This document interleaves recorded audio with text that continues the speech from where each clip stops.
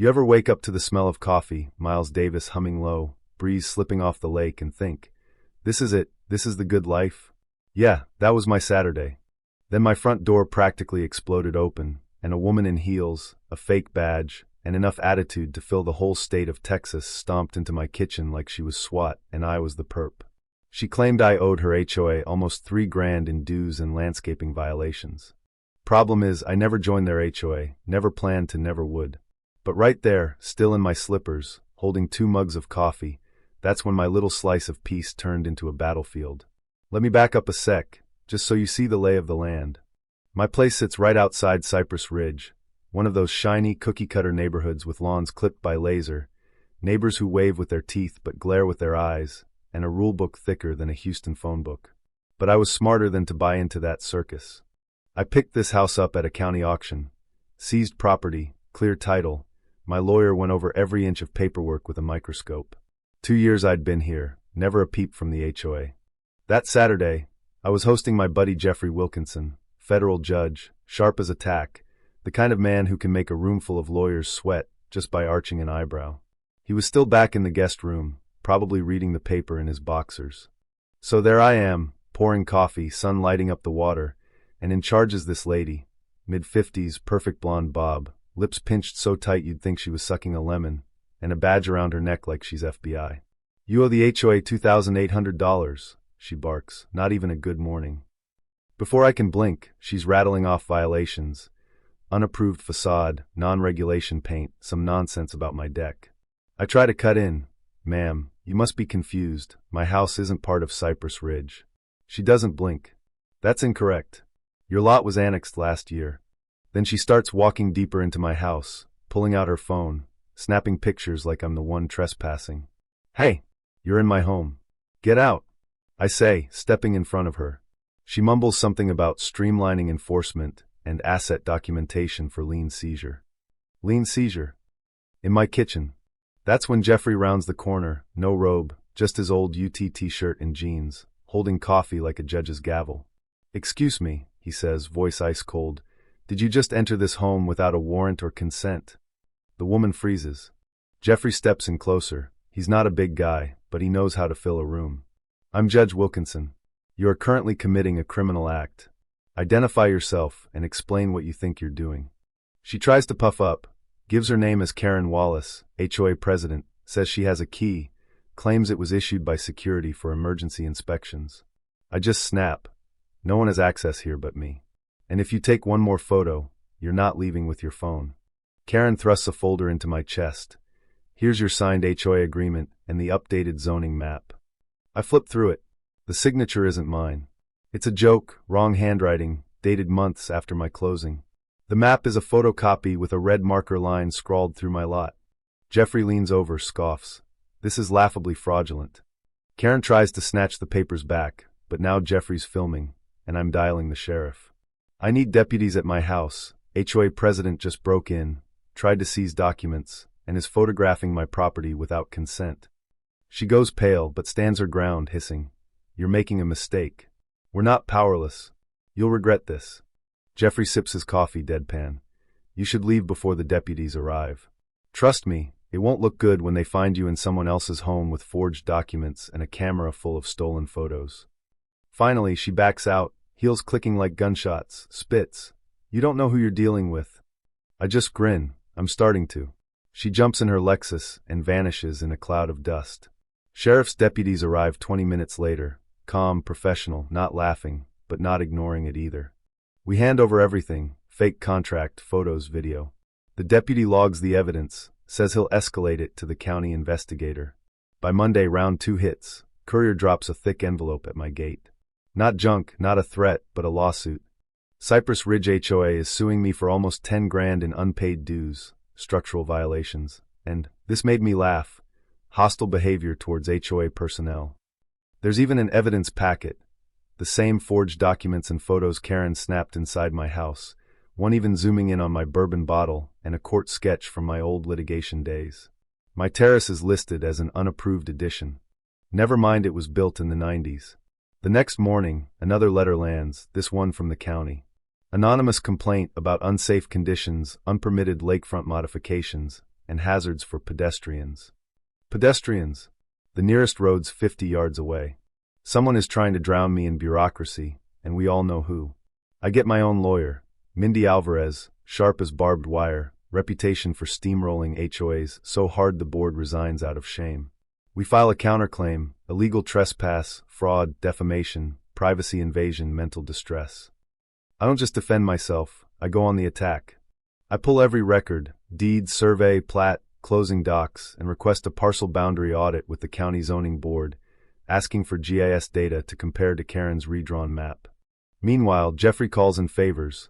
Contacts in the state bar start sniffing around the HOA's counsel, who co-signed the lawsuit. And here's where the twist comes in. I swing by the building permit office for routine paperwork and run into Wendell, old clerk with a memory like an elephant. He tells me, "You're the third new owner in 2 months asking about lots on the lakeside line. Same story, clean titles, suddenly being billed by Cypress Ridge." He shows me 2 other names, Elaine and Ron, both recent buyers, both targeted. I call them that night. Elaine is in tears, relieved she's not alone. Ron, a retired Navy commander, swears so colorfully I put him on speaker for Jeffrey's entertainment. Turns out, Elaine's got emails with a so-called integration form that supposedly auto-enrolled her after purchase. Ron, thinking it was legit, paid a bill and kept the check stub. We gather everything, build a shared drive of evidence. Mindy pushes to consolidate our cases. If this is a pattern, it's not just a civil matter, it's organized fraud. Back home, I'm locking every door, adding security cameras, because Karen's not finished. Sure enough, next thing in my mailbox is a Community Voice newsletter, all glossy and smug. Headline: Local property owner threatens safety and aesthetics of community. They don't use my name, but every line points to me, painting me as a menace. The byline? Thomas Satterfield, a former PR flack for Karen's favorite contractor.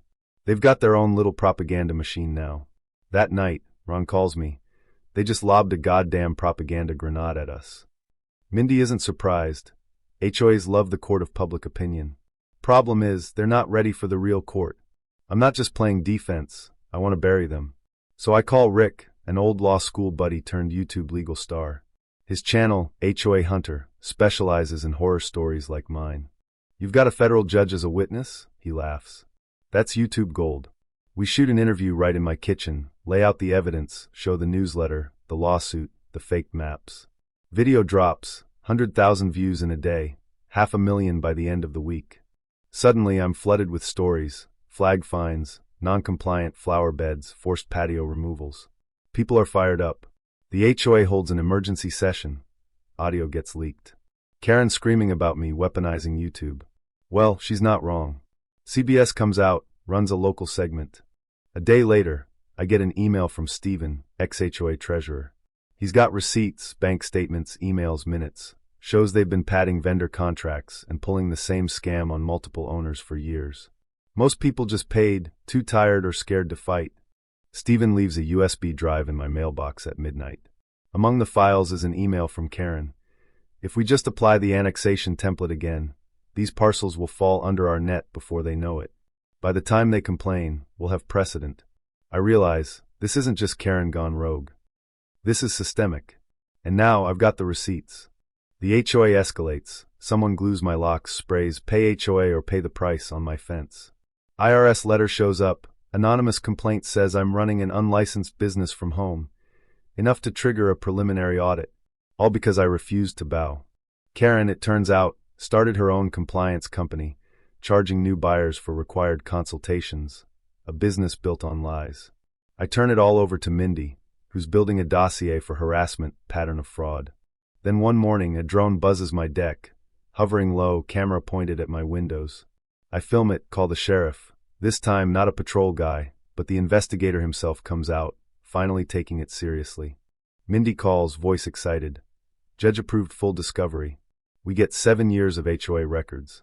We start sifting, $312,000 in fines, fake vendor contracts, rentals of houses the HOA never controlled.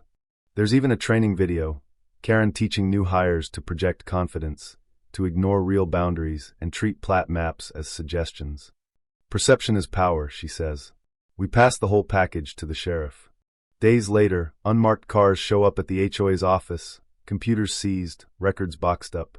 One of Karen's goons tries to bribe Elaine, offers hush money if she drops her complaint. Elaine films him, we add it to the case. Rick's next video blows up. The local Facebook group revolts, homeowners posting mystery fines and threats.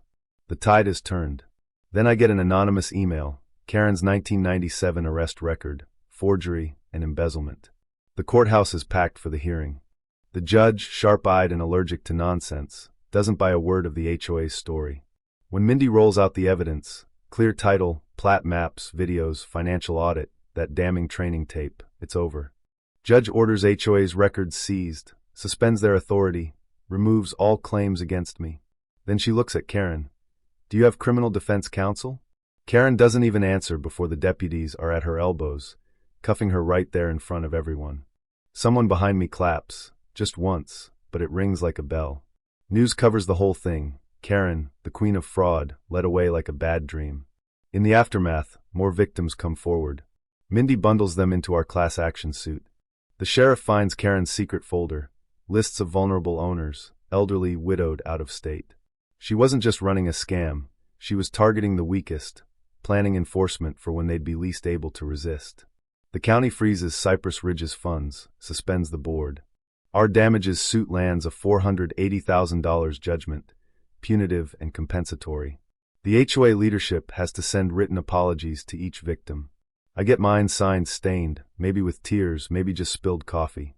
6 months later, I'm sitting at a backyard barbecue, the freed homeowners gathered for burgers and cheap beer. Elaine raises her glass. To Richard Holloway, the only man who told the HOA to go to hell and made them stay there.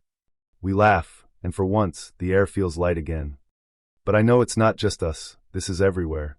People are being bullied, scammed, steamrolled by power-drunk boards and weaponized rules. So I start the Homeowner Liberty Initiative, legal aid for anyone fighting predatory HOAs. Jeffrey and Mindy join me, Rick shines his camera, and together, we start pushing back. You know, sometimes I look at the photo framed in my office, Karen's face right as the deputy reaches for the cuffs. Underneath, a brass plate, always lock your door or something like this might walk in.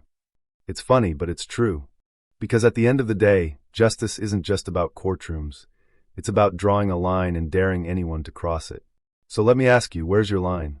What would you do if someone tried to rewrite the rules on your own home, your peace, your freedom? Drop a comment, share your story. Because I promise you, if enough of us stand together, even the loudest Karen can't win.